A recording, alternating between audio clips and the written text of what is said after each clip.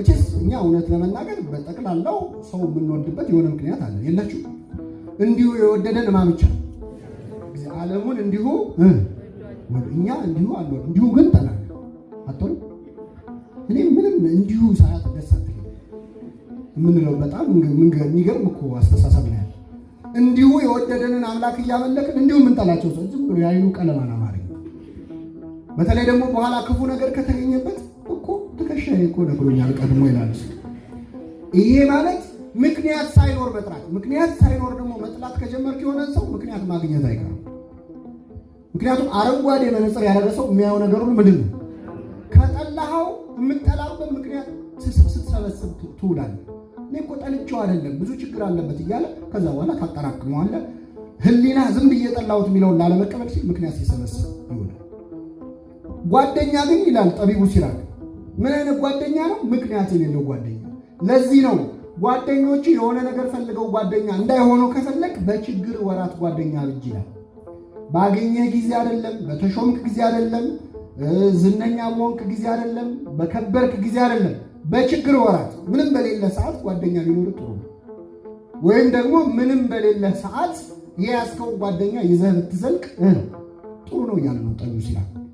ወረተኛ ጓደኛ አለ፣ ለጥቂት ጊዜ የሚሆን ጓደኛ አለ፣ በመከራ ቀን ከአንተ ጋር የማይሆን ማለት ነው። ስለ ማዕድ የሚወድህ ጓደኛ አለ፣ አብረው እንድትበላ እንድትጠጣ የሚፈልግ ለግብዣ ለምንህ ብሎ የሚወድህ ጓደኛ አለ። ያ ሲቀር የሚቀር ጓደኛ አለ። በተሾምክ ጊዜ ደግሞ በጣም ይገርማቸዋል። በተሾምክ ጊዜ ደግሞ ጓደኛ ይሆናል፣ እሱ ደግሞ እንዳንተ ይሆናል ይላል። በደንብ አስተውሉ። እንደማይሆነ ጓደኞቻቸው ሲሾሙ ኩፍስ የሚሉ ሰዎች እስቲ ምን አገናኝቷቸው? ባለቤቱም መኮፈስ የለበትም በመሰረቱ። ግን አንዳንዴ ሰዎች የሆነ ጓደኛ የኔ ምናምን ቢሉት ሰው ከፍ ሲል እነሱም እንደነሱ መሆን ጀምር፣ እንደዛ ከፍ እንዳለው ከዛ ንግግራቸው ሁሉ ይቀያየር። አረ እንኳን ጓደኛ ተውት፣ የሆነ ታዋቂ ሰው ጨብጬ መጣው ብሎ ሰው እንዴት እንደሚወጣጠር አታውቁም? እሱ ሰፈር ከተወለደ ራሱ ነው አይደለም? እኛ እኮ ሰፈር እኮ እዚሁ እንትን ሲል ያደገው ነው። ይገርማቸዋል። የጌታ ወንድም የተባለ ሐዋርያ አለ፣ ቅዱስ ታዲዮስ ወይም ይሁዳ። የጌታ ወንድም መሆኑን ሌሎች ወንጌላውያን ሁሉ ጽፈዋል።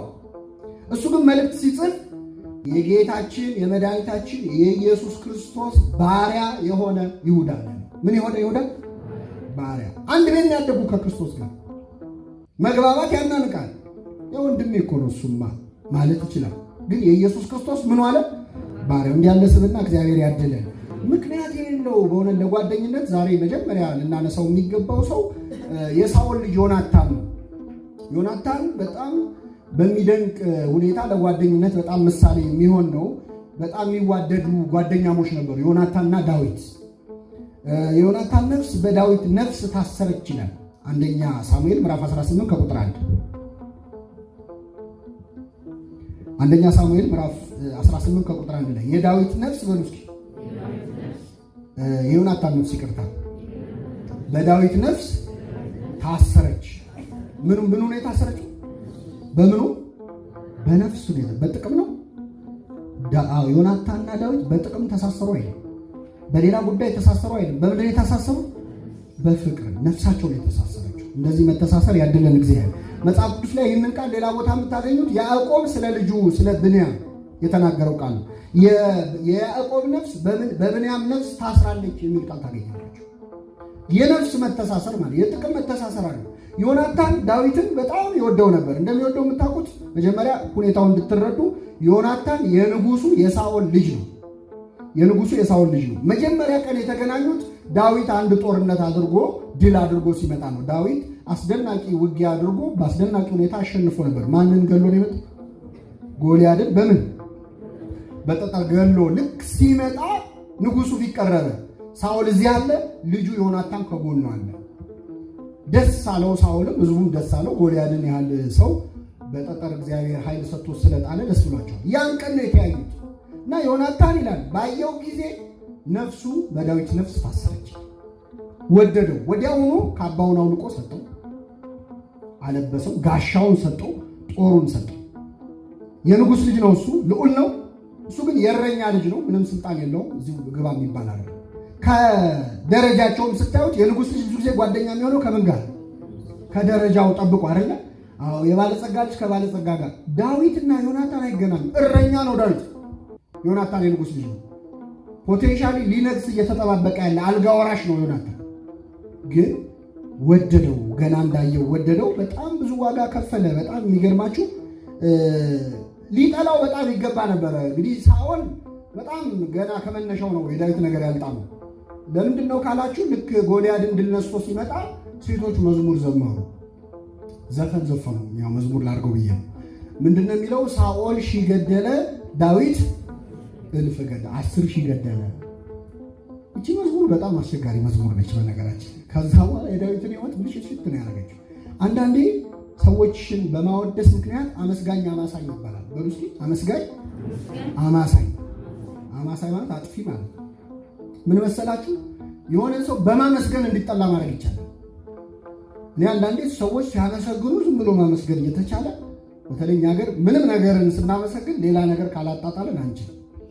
እንደሱ ያለ የለም ከዚህ በፊት እንላለን። ስለዚህ ከዚህ በፊት ያሉት ሁሉ ያንን ሰው ምን ይሉታል? ምን አለ ጥሩ ነው ብትሉ ዝም ብሎ እኔ በዓልም ሁሉ እኮ ነው በነገራችን የዛሬው በዓል እስከ ዛሬ ከተከበሩት በዓሎች ሁሉ ምን ያለ ነው? ምን አለ በዓሎቹን እንኳን ባናፎካከራቸው በቃ ጥሩ ነው አይባልም። እና አንድን ነገር ለማብራት ሌላውን ማጥፋት ያስፈልጋል? አያስፈልግም። ዝም ብለው ዳዊት እልፍ ገደለ ብቻ ብለው ቢዘምሩ ጥሩ ነበር። ግን ሳኦል ሺህ ገደለ የሚል ቃል ጨምሮ ሰው ሲመሰገን ሰምቶ ከሱ የበለጠ ከፍ ሲደረግ ሰምቶ ምንም አይነት ስሜት አለመሰማት ደግሞ በጣም ራስን የማወቅ የሆነ ደረጃ ይፈልጋል። ሳኦል ደግሞ እንኳን ራሱን ሊያቅ የተረበሸ ሰው፣ ርኩስ መንፈስ የሚጫወትበት ንግስናው በጣም ባለፈው ሳምንት በጥቂቱ አንስቼዋለሁ። በመንገሱ ኮንፊደንስ ያልነበረው ሰው 30 ጊዜ ነው የሚቀባው። አንዴ ዕጣ ይወጣለታል፣ አንዴ ሰው ተሰብስቦ ይነገርለታል። አህያ ጠፍቶበት ሲፈልግ ነው መጥቶ የተሾመው። እግዚአብሔርም ብዙ ደስ ብሎት እንዳልሾመው ያውቃል። የተበጠበጠ ህይወት ያለው ሰው ነው። እንዲሁም ደስተኛ አይደለም፣ እንኳን የዳዊት መዝሙር ተጨምሮ። ስለዚህ ጠላው፣ ሊገለው ይፈልግ ነበር።